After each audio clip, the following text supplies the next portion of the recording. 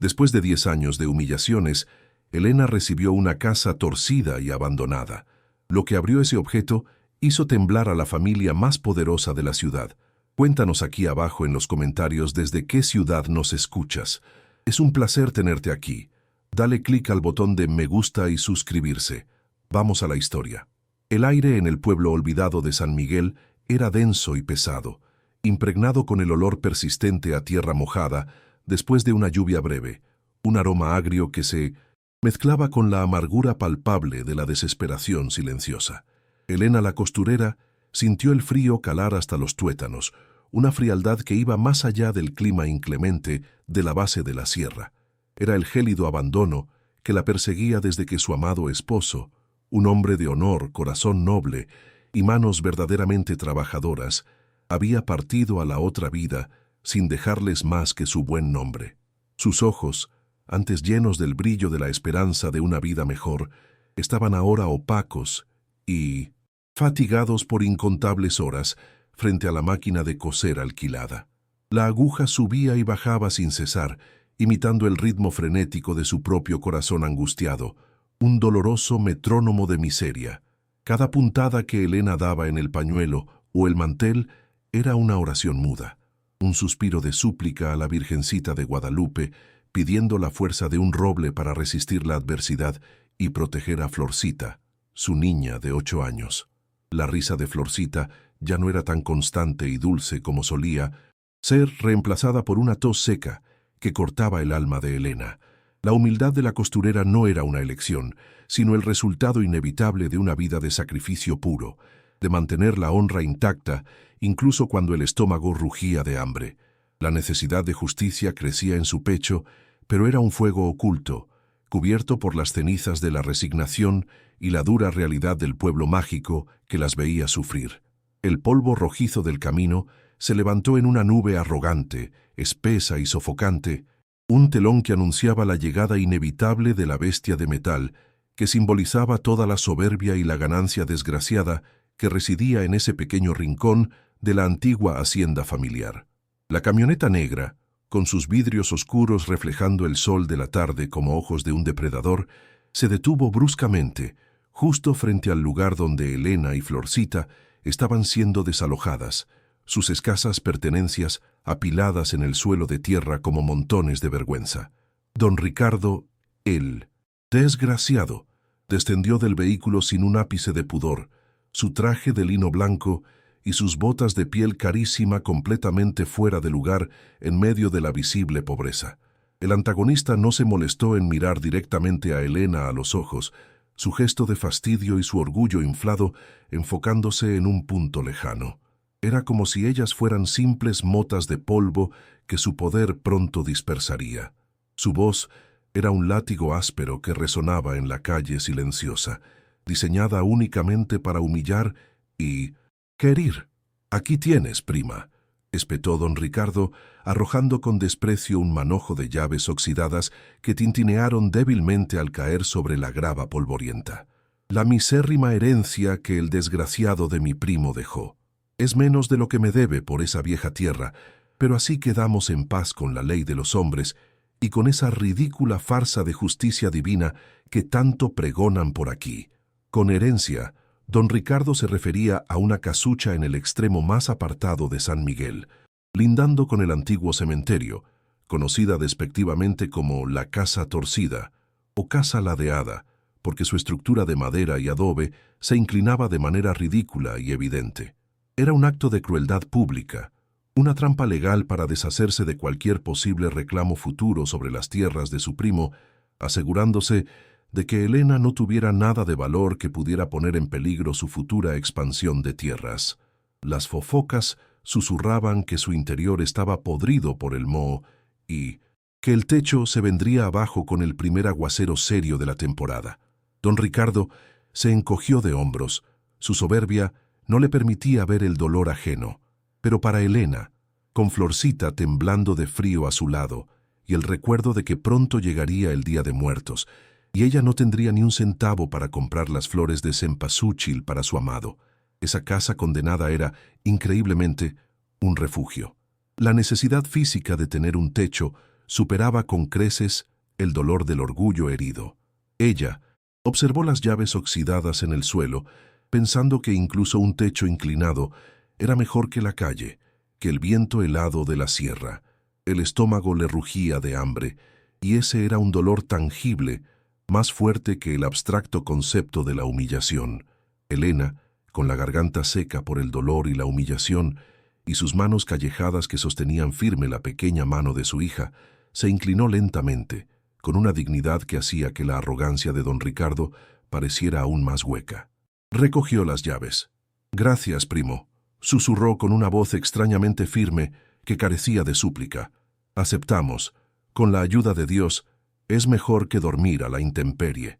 Esta simple frase, dicha con la verdad del corazón y sin rastro de súplica, hizo que la sonrisa burlona del desgraciado flaqueara por un segundo. Él esperaba verla de rodillas, implorando, y se sintió defraudado por la quietud digna de Elena. Mientras la camioneta de don Ricardo se alejaba con un rugido de victoria superficial, levantando una cortina de polvo que cubrió a Elena, la figura venerable del padre Mateo emergió de la sombra de la antigua iglesia. Su presencia era un bálsamo en medio de la desolación. El sacerdote, con su rostro surcado por los años y su corazón lleno de sabiduría, se acercó a Elena y le entregó una bolsa de pan viejo y un pequeño frasco con un ungüento herbal para la tos persistente de Florcita. El sacerdote no habló inmediatamente, solo observó los ojos cansados de la costurera. «Hija mía», dijo finalmente el padre Mateo con voz grave, mientras el viento frío jugaba con su sotana, «Dios no abandona a los justos. El esposo de usted, él era un hombre astuto y lleno de buen corazón. A veces, lo que parece una ruina total a los ojos de la soberbia de los hombres, esconde un milagro a los ojos de la fe que usted tanto profesa. La justicia de Dios puede tardar en llegar a este pueblo olvidado, pero le aseguro que no olvida a quien sufre con humildad. No se desanime, Elena. Esta casa torcida puede ser el inicio de su venganza». El camino hacia la casa ladeada fue un descenso tortuoso hacia la desolación. Los escasos vecinos se escondían tras las ventanas o desviaban la mirada, temerosos del poder de don Ricardo. Al llegar, la casa, vista de cerca, era un monumento a la podredumbre, inclinada precariamente hacia la derecha, la puerta de madera hinchada y la pintura descascarándose como una vieja cicatriz. El hedor a moho, tierra húmeda y abandono, era casi insoportable al abrir la puerta con las llaves oxidadas, pero Elena se aferró a la necesidad. Ella se concentró en la única cosa importante. La oscuridad del interior las protegería del mundo exterior y de las miradas de lástima. Florcita, abrazada a su madre, lloró hasta que el agotamiento la venció y Elena sintió que tocaba el abismo de su miseria. «Mi amor, mi esposo, ¿por qué nos dejaste solas y desamparadas? Mándame una señal, mi virgencita», rezó con un fervor silencioso, sus lágrimas calientes cayendo pesadas sobre la tierra seca del suelo de la casucha, mezclándose con el polvo de años de sufrimiento. Fue en ese momento, con la tenue luz de la luna filtrándose a través de una ventana rota y proyectando sombras macabras en la pared, que Elena notó un detalle peculiar en el interior. Observó la inclinación de la pared principal, que era la más notoria. El suelo, aunque desigual y de tierra, parecía tener un ángulo menos pronunciado que la propia pared. Esto era extrañísimo para una casa que supuestamente se estaba cayendo por falta de cuidado. La pared de madera, cerca de la chimenea vieja y tiznada, parecía estar inclinada hacia la derecha de forma exagerada, casi desafiando las leyes de la física. No era una casa que se caía, era una casa que escondía un secreto. La intuición, ese sexto sentido de la mujer sufrida, se encendió en su corazón. La mañana siguiente llegó arrastrándose, trayendo consigo la promesa falsa de un sol débil que era incapaz de calentar las piedras frías de la casa torcida. Elena se levantó mucho antes del alba, sintiendo cada uno de sus 35 años en el dolor punzante de sus músculos agarrotados y sus manos callejadas. La humedad de la noche se había pegado a su piel como un sudario, y el aire olía a tierra mojada, a moho antiguo y a la miseria de años de abandono que la asfixiaba. Florcita, su niña, seguía envuelta en una fiebre ligera, y la madre rezó con fervor a la Virgencita para que el pequeño ungüento, herbal que le dio el padre Mateo, obrara un milagro sanador. Alrededor de ellas, la casa era un testimonio visible de la burla de don Ricardo. Los tablones del piso crujían con cada paso como si se quejaran de su destino, y las paredes de adobe mostraban cicatrices profundas, grietas por donde el viento silbaba melodías espectrales de terror. No había espacio para la tristeza prolongada en el corazón de Elena. Había que batallar contra la desgracia para que, al menos, la insalubridad del nuevo hogar no enfermara más a su hija.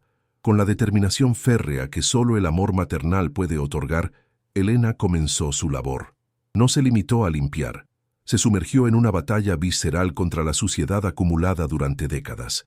Cada palada de escombro, cada trapo áspero pasado sobre la madera carcomida, era una ofrenda a la humildad y la dignidad que su difunto esposo le había enseñado a valorar por encima de cualquier riqueza.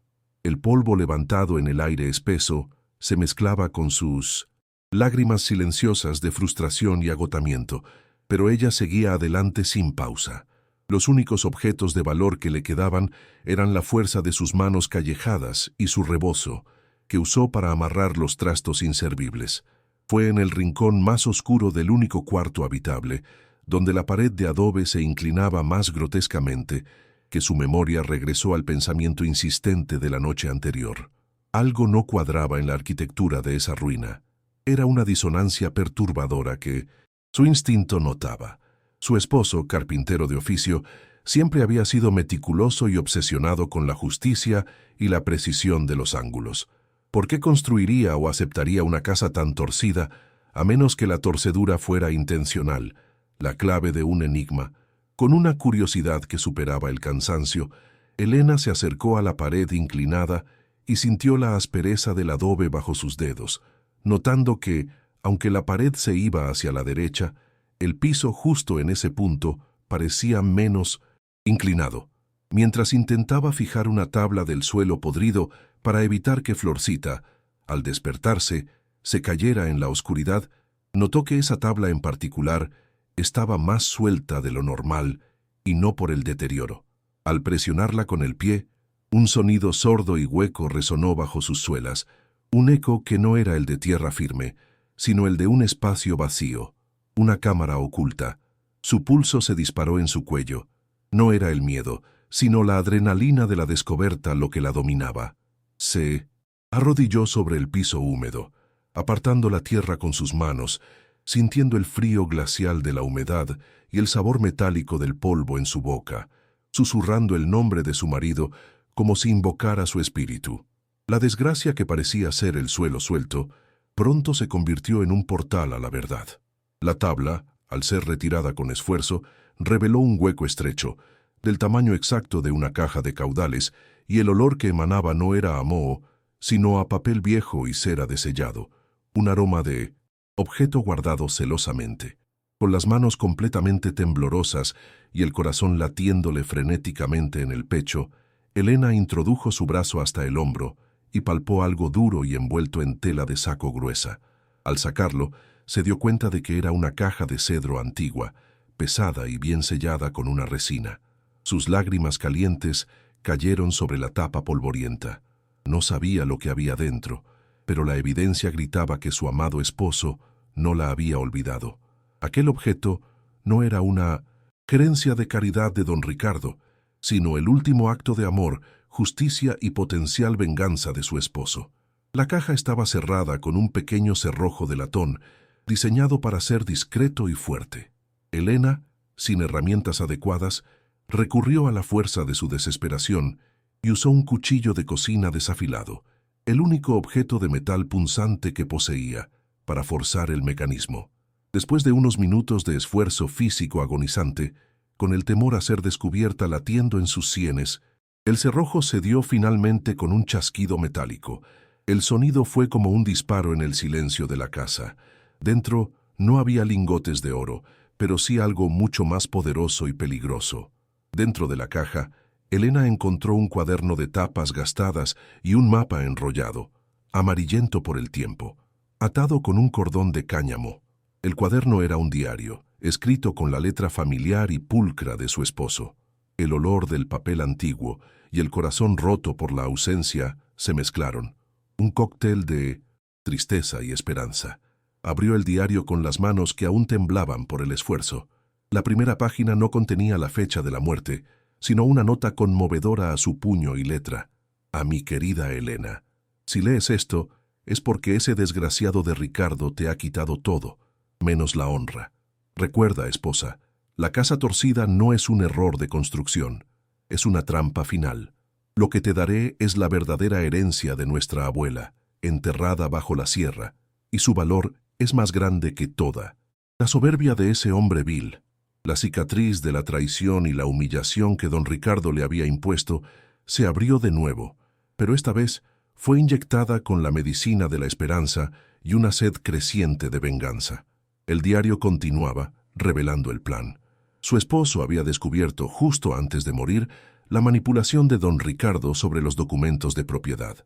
Pero lo más importante, el diario revelaba un secreto familiar mucho más antiguo, un verdadero milagro de los antepasados, la existencia de una mina olvidada de monedas de plata de la época de la Revolución, escondida por su abuela en lo profundo de la sierra, cerca de una formación rocosa con una marca especial. El mapa enrollado, minuciosamente dibujado por su esposo, mostraba la ubicación exacta, camuflada bajo la capa de vegetación del rancho abandonado que don Ricardo creía poseer legítimamente. El valor de ese tesoro no era solo monetario, sino el poder que le daba sobre el villano. Era suficiente para comprar 10 veces el pueblo olvidado y restaurar la justicia que don Ricardo había robado. Elena sintió un torrente de emociones incontrolables, dolor por la pérdida de su esposo, incredulidad ante la magnitud del secreto y una ira ardiente contra la soberbia del primo desgraciado. Ella no fue olvidada, fue protegida con una astucia y un corazón que ella siempre había admirado en su esposo. La casa torcida, la ruina que el antagonista le había arrojado como un hueso, era en realidad el irintosis, cofre del tesoro que ahora la liberaría de la miseria. El destino le había entregado la espada de la justicia en forma de papel y tinta. Sus lágrimas ya no eran de tristeza, sino de la liberación profunda de la humillación sufrida. Miró a Florcita, que dormía inocentemente en la miseria, y juró que nadie, y mucho menos don Ricardo, volvería a robarles el pan, la honra o la vida. Mientras guardaba los documentos preciosos bajo el colchón, para mayor seguridad, regresó a examinar la pared, inclinada. La inclinación de la casa no era un defecto, sino un marcador. El ángulo grotesco de la estructura era el único que permitía que la luz del sol al mediodía, durante los días cercanos al Día de Muertos, fecha clave en el mapa, proyectara una sombra muy específica en la montaña, señalando un hito en el mapa. Su esposo había usado la superstición y la ignorancia de don Ricardo como su camuflaje perfecto. El villano nunca se habría molestado en investigar una casa que consideraba una ruina inservible, mucho menos en la época de la celebración. Elena se sintió una mujer nueva, renacida en la luz de la verdad. La venganza que ahora anhelaba no era solo por ella, sino por la honra de su esposo. El desgraciado de don Ricardo, que se había reído de sus lágrimas, pronto probaría la amargura de la derrota. El dinero no le importaba tanto como la posibilidad de devolver la humillación, de ver la soberbia del villano derrumbarse ante el pueblo que tanto lo temía. La cicatriz de la traición era profunda, pero el mapa era el ungüento, la promesa de una vida digna y el fin de la miseria. Se sentó al lado de su hija, acunándola mientras miraba a través de la ventana rota la silueta imponente de la sierra. El rancho que don Ricardo creía poseer se extendía vasto e intocable. La humildad de la costurera había terminado. Había nacido la guardiana del secreto de plata.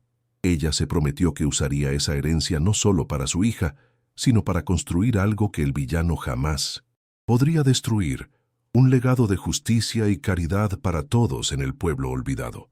Su corazón ardía con la fuerza tranquila de una mujer que ha encontrado su verdadero poder. La luz de la verdad había iluminado el corazón de Elena, brindándole una fuerza interior desconocida. Pero la luz, en este pueblo olvidado, siempre atraía a los depredadores más peligrosos. Habían transcurrido 3 días tensos desde el descubrimiento del mapa de la herencia y el diario de su esposo. Elena había fingido una miseria aún más profunda, manteniendo la fachada de que la vida en la casa torcida era tan miserable como esperaban, solo para asegurar que la guardia del desgraciado don Ricardo se mantuviera baja. Sin embargo, su nueva actitud, una tranquilidad firme que su humildad anterior no le permitía exhibir, no pasó desapercibida por mucho tiempo. La costurera, que antes caminaba con la cabeza baja, ahora portaba una dignidad silenciosa, una chispa de venganza que ardía con una luz propia en sus ojos, cansados, revelando una cicatriz interior sanando. Don Ricardo, el desgraciado, no necesitó más que ese rumor sobre el esmero sospechoso de Elena para que la ganancia y la paranoia se apoderaran de su mente turbulenta. El villano sabía, hasta el tuétano, que el esposo de Elena, aunque ya no estaba en este mundo, era el único ser vivo que conocía los secretos más oscuros de la familia y de las viejas propiedades de la abuela. La idea de que el difunto hubiera dejado alguna trampa final en la ruinosa casucha le provocó un sudor frío que se sintió incluso bajo su costoso traje de lino. El orgullo de don Ricardo exigía una respuesta inmediata. Su avaricia no le permitió esperar. Mandó a uno de sus capataces, un hombre grande y mudo, con fama de violento llamado el Martillo, para que hiciera una ronda cerca de la casa. Pero la intuición aguzada por la soberbia le dijo que no bastaba. La posibilidad de una herencia oculta, de cualquier cosa que pudiera poner en peligro su imperio sobre el rancho y sus tiendas de lujo, lo impulsó a tomar la camioneta negra, la misma bestia ruidosa que usaba como herramienta de intimidación, y dirigirse él mismo al encuentro. El rugido amplificado de los neumáticos sobre la grava del camino, en el silencio del pueblo olvidado, fue un augurio nefasto de desgracia y violencia para Elena. El atardecer pintaba el cielo de la sierra con tonos de fuego y sangre, anunciando una noche de tormenta, cuando la camioneta de don Ricardo irrumpió en la paz precaria de la casa torcida. El ruido del motor, al ser apagado abruptamente, resonó como un disparo en el silencio espeso que envolvía la casucha. Elena estaba dentro, justo a punto de acostar a Florcita, y sintió como su corazón se encogía de miedo puro por su hija, pero una vez más se negó a doblegarse. Los faros brillantes del vehículo iluminaron la fachada inclinada, haciendo que pareciera aún más fantasmagórica y frágil en la oscuridad creciente. Don Ricardo no se molestó en usar el picaporte. La patada brutal que dio a la puerta vieja resonó en el interior, un eco sordo que simbolizaba el poder que creía tener sobre las vidas de los humildes. Él entró sin invitación, su soberbia desmedida, llenando el pequeño cuarto con un hedor asfixiante a colonia cara y una densa aura de amenaza. La escena era un enfrentamiento visual entre la luz tenue, casi moribunda, de la vela de Elena y la oscuridad prepotente del villano. Don Ricardo no miró a Florcita, que se escondía temblando detrás de las faldas de su madre. El patrón fue directo al grano. Su voz era un murmullo venenoso que no necesitaba gritar para aterrorizar. Su desprecio era palpable. ¿Qué estás buscando, Elena? ¿Crees que ese desgraciado de mi primo te dejó algo más que deudas y esta chatarra de casa inservible? Él forzó una sonrisa llena de malicia, pero sus ojos, más que sonreír, estaban llenos de una ansiedad apenas contenida y de pura avaricia. Él quería confirmar sus peores temores, la posibilidad de que hubiera un milagro que lo desafiara. Elena, con el mapa y el diario pegados a su pecho, bajo el rebozo que la cubría, mantuvo su rostro sereno, la dignidad de la víctima santa brillando en la penumbra. Sus manos callejadas se aferraban a Florcita. «Primo», respondió con una calma sorprendente, «solo busco una tabla que no esté podrida para que mi hija no se caiga. No busco herencia de nadie, que no seas tú, el patrón, quien se llevó todo. Solo le doy las gracias por el techo, aunque esté torcido». La mentira fue dicha con tanta humildad que casi convenció al antagonista. Casi, pero la calma de Elena era demasiado peligrosa para ser genuina. Don Ricardo se acercó a ella invadiendo su espacio personal con su cuerpo voluminoso, y el aroma de su traje caro contrastaba horriblemente con el olor a moho de la casa. Él bajó su voz a un susurro que era 100 veces más peligroso que un grito. Era la voz de una trampa mortal. «No me mientas, costurera. Sé que ese desgraciado no hacía las cosas por casualidad. Esa casa torcida es un acertijo, y si encontraste un papel o una llave que apunte a las viejas minas, más te vale entregármela ahora». El villano se inclinó, su aliento caliente y desagradable chocando contra el rostro de Elena. «Si no lo haces», continuó don Ricardo escupiendo las palabras como veneno, «te juro por la Virgencita y por el alma de tu marido que no solo te saco de aquí a patadas, sino que me encargaré personalmente de que tu hija acabe trabajando en la calle, vendiendo la miseria y las lágrimas de su madre a cualquier pordiosero de la capital. Tú, Elena, perderás hasta el derecho de llorar». La amenaza de pobreza extrema, el dolor y la mención de Florcita fueron un golpe directo al corazón de Elena, paralizándola por un segundo. Pero antes de ver cómo ella, la mujer humilde y digna, enfrentó a este monstruo de la soberbia y la avaricia que es don Ricardo, si te gustan las historias de justicia verdadera, donde el bien siempre triunfa sobre el mal por un milagro del destino, suscríbete al canal para no perderte ningún capítulo de esta saga dramática de venganza y milagros. Dale clic a la campanita. El clímax se acerca. Elena sintió la bilis subir por su garganta ante la mención infame de su hija.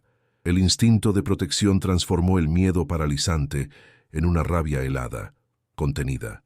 Sin embargo, no reaccionó con gritos ni con súplicas, sino con la quietud calculada de una estatua, manteniendo su humildad como su mejor camuflaje. Miró a don Ricardo por primera vez directamente a los ojos, y el villano se sintió momentáneamente intimidado por la fuerza que encontró en la mirada de la costurera.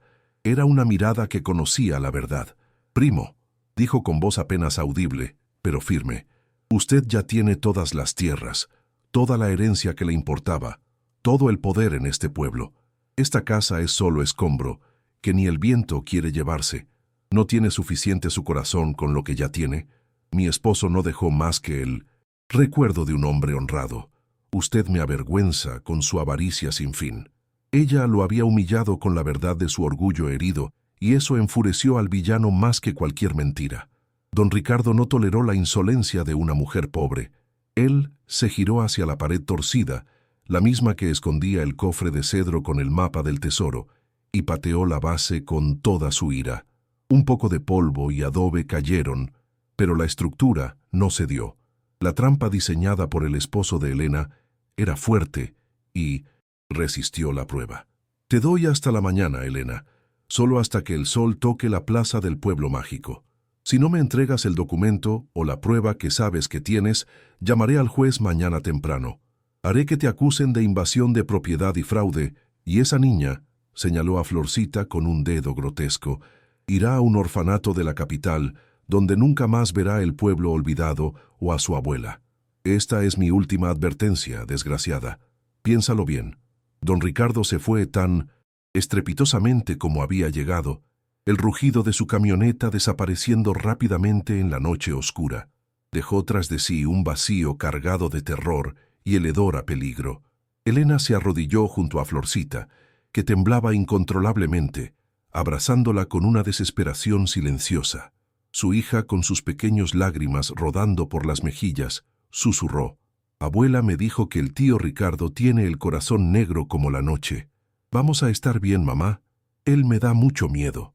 Elena apretó a mí no esinto sino su hija contra sí, sintiendo el calor de su pequeño cuerpo como un ancla en la tormenta.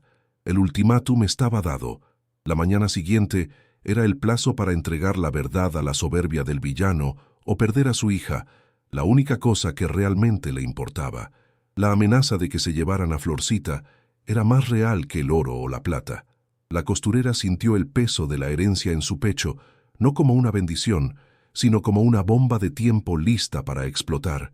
Tenía que actuar, y rápido, si quería alcanzar la justicia que su esposo le había prometido.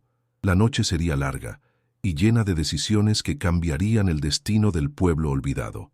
El silencio que siguió a la partida brutal del desgraciado don Ricardo no era paz.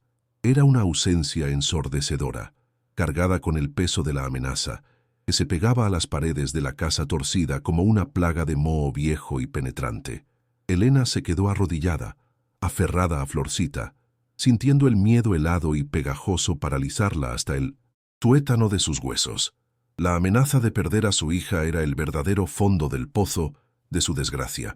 Una cosa era soportar la humillación pública y la pobreza extrema, pero otra muy distinta era que le arrebataran la única luz pura que la mantenía anclada a la vida.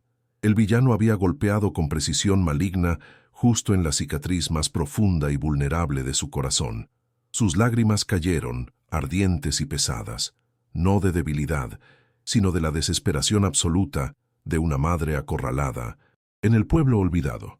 Ella era una costurera humilde y trabajadora, con las manos destinadas a la aguja, no a la batalla, y ahora se enfrentaba a la soberbia desmedida de un hombre que controlaba el destino de todos en el pueblo mágico. La parálisis del terror duró hasta que Florcita, agotada por la fiebre y la terrible experiencia, se durmió profundamente, con el rostro húmedo por el llanto reciente.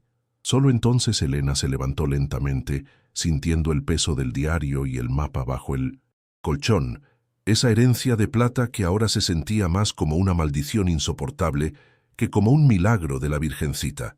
Su mente giraba. ¿De qué servía toda la fortuna potencial si el precio de la justicia era la vida junto a su hija?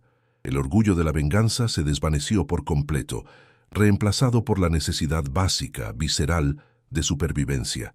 El desgraciado don Ricardo, con su avaricia sin límites, había sabido dónde golpear con precisión quirúrgica. La costurera pensó en huir, en desaparecer con Florcita en la vasta oscuridad de la sierra, pero sabía que el patrón la encontraría fácilmente. Su red de influencia se extendía por todos los caminos y ranchos cercanos. Estaba atrapada sin opciones, enfrentando la trampa final del antagonista. El miedo más profundo le impedía hilar un pensamiento coherente, su mente nublada por el terror. Necesitaba guía, consuelo, algo más fuerte y trascendental que su propia y frágil voluntad humana. Descalza, con el frío de la tierra, penetrando sus plantas, se dirigió al pequeño rincón donde había improvisado un altar a la Virgencita de Guadalupe, apenas una estampa desgastada, pegada con barro a la pared. Se arrodilló sobre el piso de tierra batida, con el rebozo cubriendo su cabeza en señal de respeto y súplica desesperada. Susurró oraciones antiguas, letanías de abuela, sintiendo el frío de la tierra bajo sus rodillas doloridas. Pidió un milagro, una señal, la justicia divina que el padre Mateo le había prometido. Miró la foto de su esposo. Su rostro honrado y trabajador le devolvía una mirada de amor silencioso, como si intentara guiarla desde el más allá. «Ayúdame, amor mío. Dame la fuerza y la inteligencia para proteger a nuestra Florcita. Por favor», imploró con voz rota, sus lágrimas humedeciendo la fotografía de papel gastado. La fe era su último refugio contra la desgracia inminente.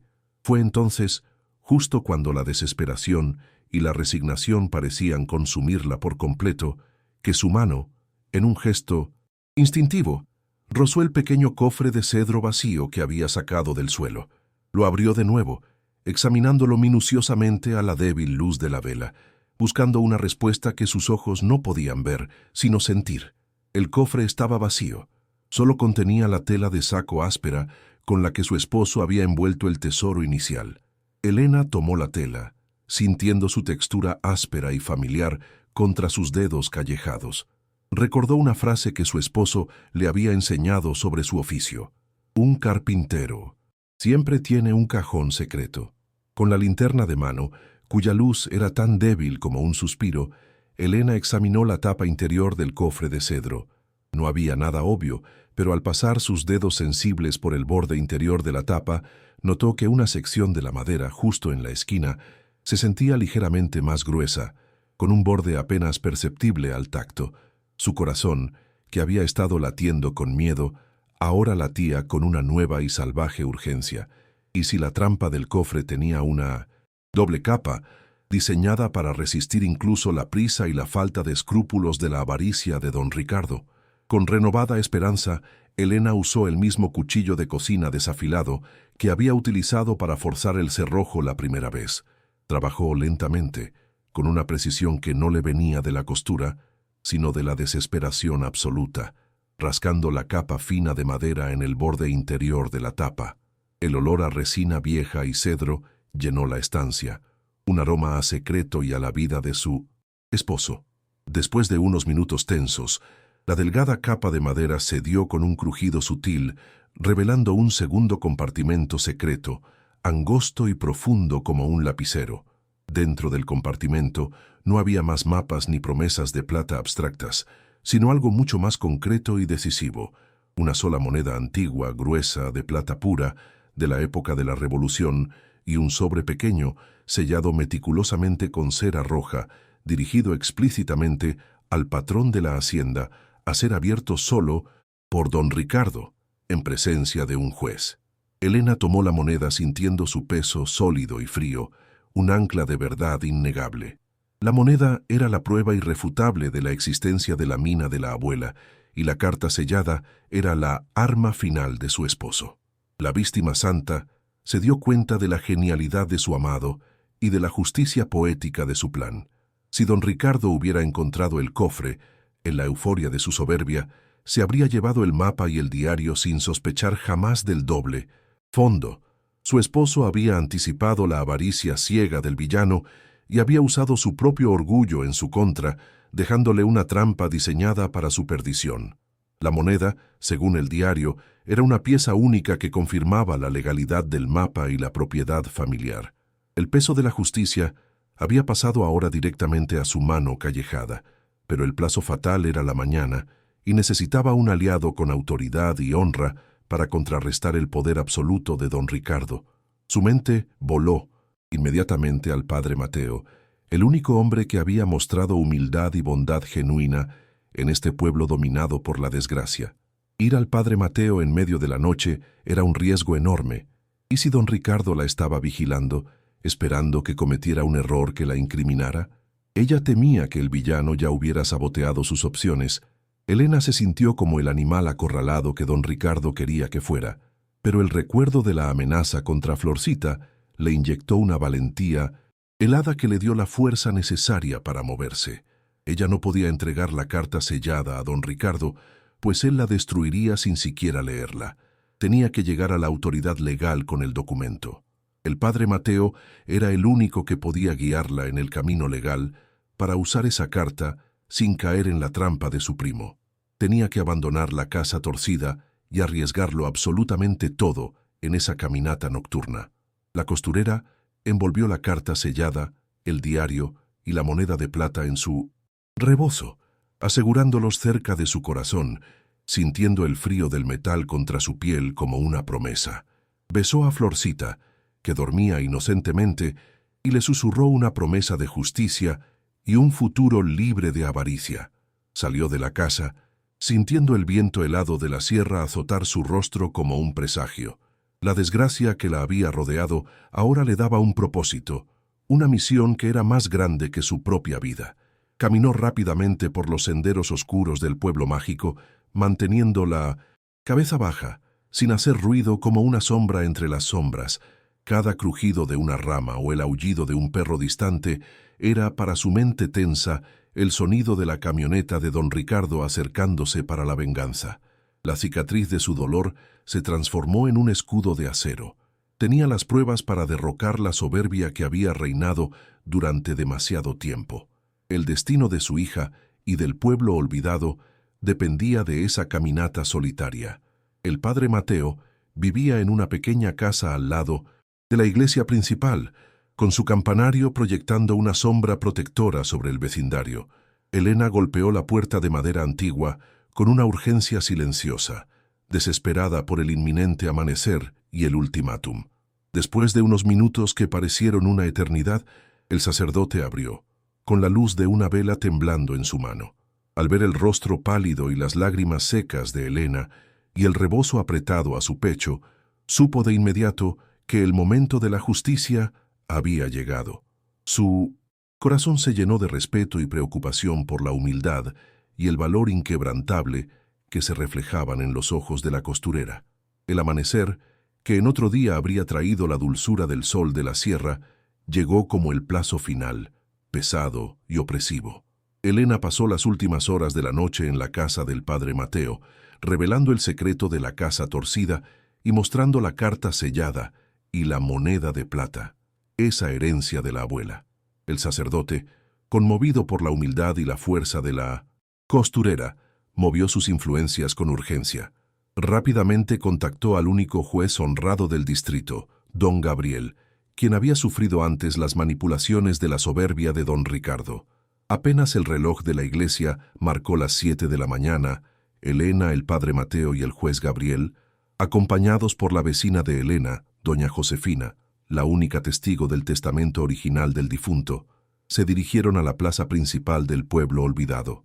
La escena se desarrolló frente a la oficina de registro de la propiedad, el lugar exacto donde don Ricardo había cimentado toda su soberbia y avaricia.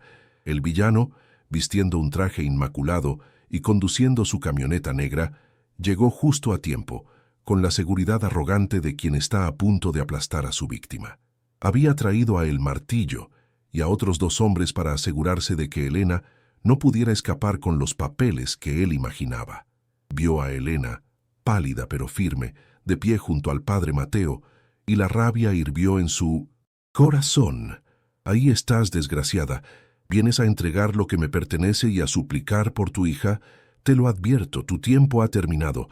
No hay milagro que te salve ahora», escupió don Ricardo con desprecio, sin notar la presencia silenciosa del juez y la vecina. Elena no respondió con súplicas, sino con una dignidad tranquila que desarmó momentáneamente la soberbia del patrón. Se hizo a un lado, y el padre Mateo dio un paso al frente, con la voz grave y autoritaria. «Don Ricardo», comenzó el sacerdote, su figura imponente impidiendo el paso al villano, «la costurera no viene a suplicar. Ella viene a buscar la justicia que usted le ha negado durante 10 años. Y yo, junto al juez Gabriel, hemos venido a presenciar la apertura de la última herencia de su primo». La mención inesperada del juez y la palabra herencia provocaron un shock visible en el rostro de don Ricardo, su piel palideciendo bajo la sombra de su sombrero. El antagonista intentó recuperar el control de la situación, su orgullo herido transformándose rápidamente en furia asesina. «Pues, ¿qué farsa es esta? Esta mujer no tiene nada más que deudas, y esta es una trampa de una costurera humilde para robarme. Padre, usted está interfiriendo en asuntos legales. Yo, el patrón de este rancho, exijo que entregue de inmediato los documentos que ha robado». La desesperación sutil, el temblor en el borde de su voz, era un bálsamo para el corazón de Elena, que observaba la caída de la soberbia. El juez Gabriel, un hombre de leyes y carácter firme, se acercó a don Ricardo, mostrando el sello oficial del tribunal. «Silencio, don Ricardo. La ley es la ley, y no respeta su soberbia. Ella no ha robado nada. Ella posee un documento sellado, dejado por su primo, con la orden explícita de ser abierto en presencia de un juez». Justo en ese momento de tensión palpable, la vecina de Elena, doña Josefina, una abuela con honra en el pueblo, se acercó, mostrando un valor inesperado, con el dedo temblándole de emoción y valor. Doña Josefina señaló a don Ricardo. «Y yo soy testigo de que el difunto esposo de Elena me entregó una copia de su testamento, donde estipulaba que si la casa torcida era entregada a Elena, era porque contenía la clave de la herencia de la abuela y la prueba de la traición de este desgraciado. La revelación de la testigo fue la gota que colmó el vaso del villano. Don Ricardo, sintiendo que el terreno bajo sus pies se abría en un abismo, intentó arrebatar el documento que él creía que Elena portaba, pero Elena no estaba desarmada. Con una calma que solo la certeza de la justicia puede infundir, sacó de su rebozo la carta sellada y la moneda de plata, esa prueba irrefutable, mostrándola a don Ricardo. El brillo frío de la plata antigua golpeó los ojos del villano. «Esta moneda», dijo Elena con voz fuerte, a pesar de sus lágrimas contenidas, «es la prueba, primo. Esta carta te la dejó mi esposo, y el juez está aquí para ver cómo la abres.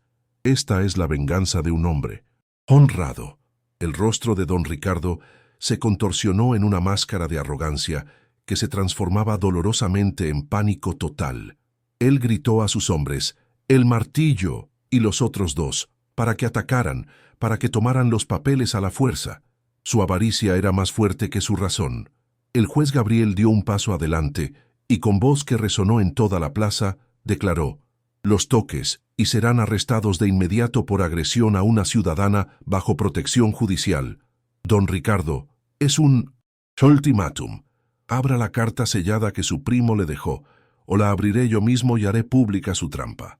El antagonista, atrapado entre su avaricia desenfrenada, por saber lo que contenía la carta y el miedo a ser arrestado y perder el resto de su imperio, obedeció, sus manos temblando visiblemente de rabia y nerviosismo. La multitud, compuesta por los humildes del pueblo mágico, observaba el drama con aliento contenido, esperando la caída de la soberbia. Con los dedos sudorosos y el corazón martilleándole en el pecho, don Ricardo rasgó el sello de cera roja. La rasgadura sonó como el fin de una era. Sacó el papel. El contenido no era un mapa, sino la confesión final de su primo. Decía, «Ricardo, sabes que la casa torcida no es un error de construcción. Es la inclinación de la justicia que te va a alcanzar. Lo que me robaste no fue una casa, sino el terreno de la mina. Pero olvidaste algo crucial. El mapa es inútil sin la prueba de la acuñación de la moneda, que ahora tiene Elena». El documento continuaba, revelando el plan legal meticuloso.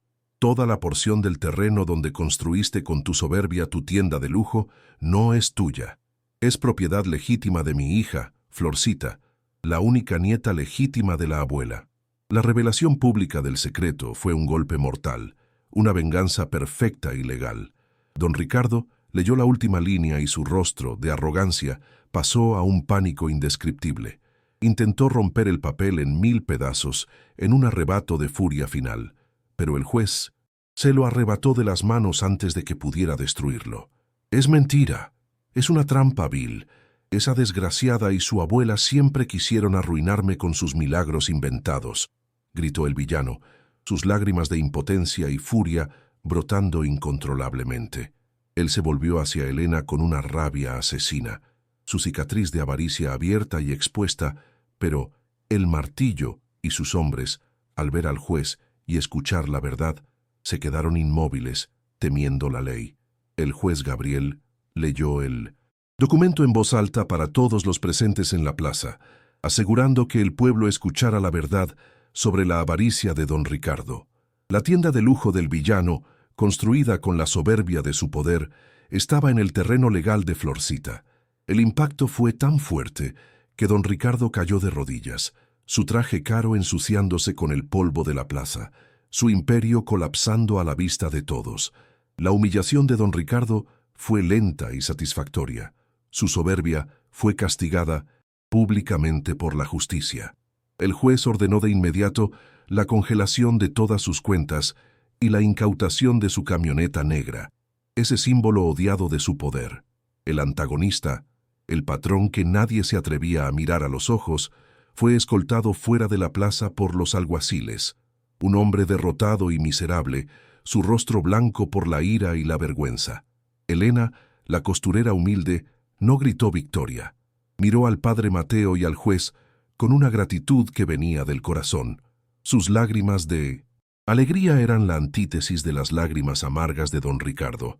El milagro no fue la plata, sino la restauración de su honra y la seguridad de Florcita. La venganza se había consumado en la forma más pura de la justicia. El pueblo olvidado presenció el colapso del villano y el triunfo de la dignidad y la humildad. El destino del desgraciado don Ricardo se consumó con una rapidez despiadada y miserable, sirviendo como una lección pública de justicia divina que resonó con fuerza en cada rincón del pueblo olvidado. Incapaz de soportar la humillación de ser visto de rodillas en el polvo de la plaza, con su soberbia hecha añicos ante los ojos de aquellos a quienes despreciaba, el villano fue inmediatamente arrestado. Las investigaciones subsiguientes, impulsadas por las pruebas irrefutables de Elena y el corazón honrado del juez Gabriel, revelaron una vasta red de fraude y avaricia que se extendía por años en los ranchos y tierras circundantes. Don Ricardo perdió absolutamente todo: sus tiendas de lujo, su camioneta negra, y lo que más le dolió a su orgullo inflado, el respeto de la gente. El antagonista fue condenado a prisión, y su mayor castigo no fue el encierro físico, sino la soledad atroz. El hombre que solo se había preocupado por la ganancia material, por acumular más y más, terminó solo, abandonado, sin amigos ni familia que se apiadaran de su desgracia. Se pudrió lentamente con el recuerdo constante de la humillación pública que le impuso una costurera humilde y digna. Cada día en la celda era una cicatriz fresca en su soberbia, y la venganza de Elena se manifestó en el silencio de su prisión, un silencio más fuerte que todos sus antiguos rugidos de poder. Elena, por otro lado, no solo recuperó la vasta herencia de la abuela, incluida la mina de plata y el valioso terreno donde estaba la tienda de don Ricardo, sino que la victoria le devolvió algo mucho más valioso y fundamental, la honra inmaculada y una paz profunda para su corazón atormentado. La costurera, que había entrado en el abismo de la desesperación más profunda, salió de él como la nueva patrona de esas tierras, pero el poder jamás logró corromper la humildad que la caracterizaba. Sus manos callejadas continuaron sintiendo el valor intrínseco del trabajo honesto y el recuerdo de su esposo. Su primer acto como dueña de la herencia fue un gesto de amor y gratitud. Llevó a Florcita a la tumba de su esposo. Allí, en la tranquilidad del cementerio, le agradeció en voz baja por el milagro de su trampa final y por la justicia que había planificado. Sus lágrimas esta vez fueron de un alivio tan profundo y curativo que parecían borrar todas las cicatrices de sufrimiento grabadas en su alma.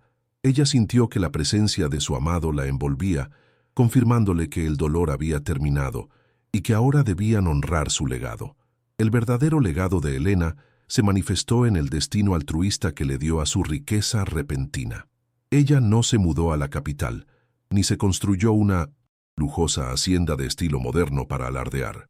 Al contrario, transformó la casa torcida, el símbolo de su miseria y su triunfo, en el centro de su obra de justicia social para el pueblo olvidado.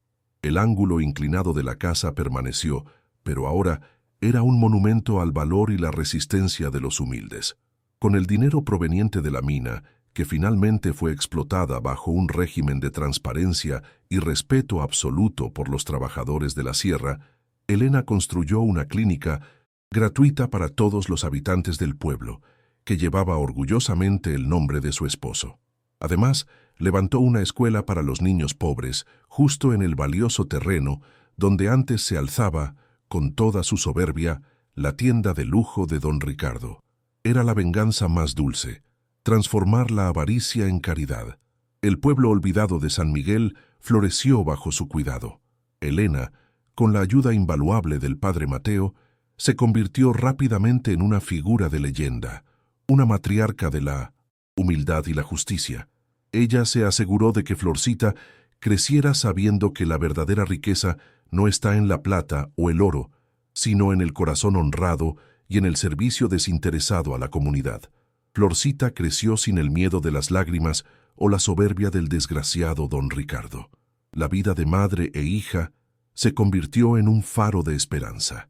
Elena continuó siendo la costurera, dedicando sus tardes a enseñar el oficio a las mujeres del pueblo, demostrando que el trabajo duro y la humildad eran más valiosos que cualquier fortuna robada.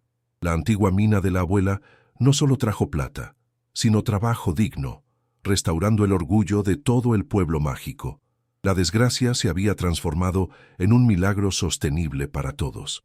El destino había usado la avaricia ciega de don Ricardo y la desesperación inicial de Elena para forjar una lección inolvidable para todos los que presenciaron su caída. Había demostrado que el camino de la soberbia y la trampa siempre termina en el abismo y la miseria. La justicia divina no falló con nadie. La casa torcida se convirtió en un símbolo de esperanza, ya no de miseria, sino de que la verdad, por más oculta o inclinada que esté, siempre sale a la luz para hacer justicia. El bien, encarnado en la humildad de una costurera y la astucia de su esposo, había triunfado espectacularmente sobre el mal más arraigado. El pueblo olvidado se convirtió en el pueblo mágico de la justicia restaurada. Elena, con su rebozo sobre los hombros. A mí no me siento sin... Menudo se sentaba en el banco de la escuela que ella fundó, mirando a los niños jugar. El corazón le rebosaba de gratitud. La venganza se había consumado en la forma de amor y caridad, un legado que duraría por generaciones. Ella había logrado la promesa de su esposo: proteger a Florcita y restaurar la honra familiar ante el mundo. Si esta historia te tocó el corazón y crees que la justicia tarda pero siempre llega, y que el bien siempre vence al mal, comparte este video para que la historia de Elena sepa contarse en cada rincón del mundo. Dale like y suscríbete para más historias de milagros y venganza. Dios te bendiga.